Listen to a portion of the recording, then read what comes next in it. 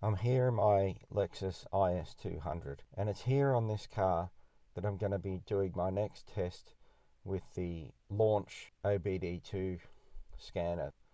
So I'm going to plug that scan tool in here in the car and see if I've got any fault codes, and I'm also going to have a look at the custom settings, although I don't think there's an enormous amount of custom settings on this particular car, which is a 2002 model. I'll see if I can auto detect the VIN number. I tried to do this on my other car and it didn't work. The vehicle doesn't support automatic detection. That's fine. Interestingly, I haven't taken this thing out of its case for a long time, but it would seem the beautiful leather case this car initially came with starting to fail.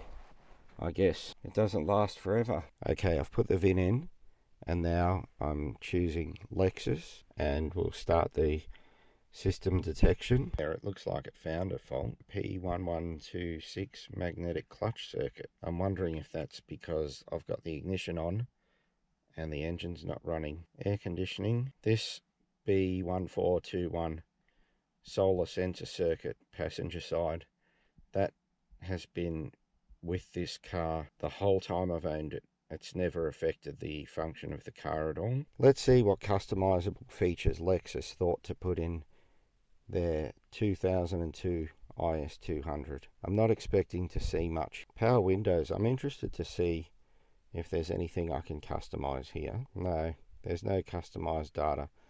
The quick access thing's good, keeping a history of what was there so I don't have to mess around typing that VIN number in again. What's in service function? Here I think I can do an actuator test. I'm going to have a look at see if I can do this combination meter test. I've got a bit of a menu here. Speed meter, tachometer, fuel meter.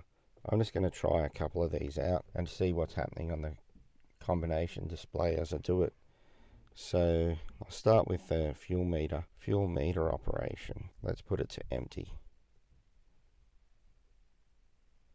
Look at that. I can put it to half and I can put it to full. I'm going to go back to the speedometer. On the screen I can choose in 40 kilometer an hour increments from 0 to 240. Watch this. I'm going to give my IS200 the acceleration it wishes it had. Look at that, 0 to 120 in no time at all.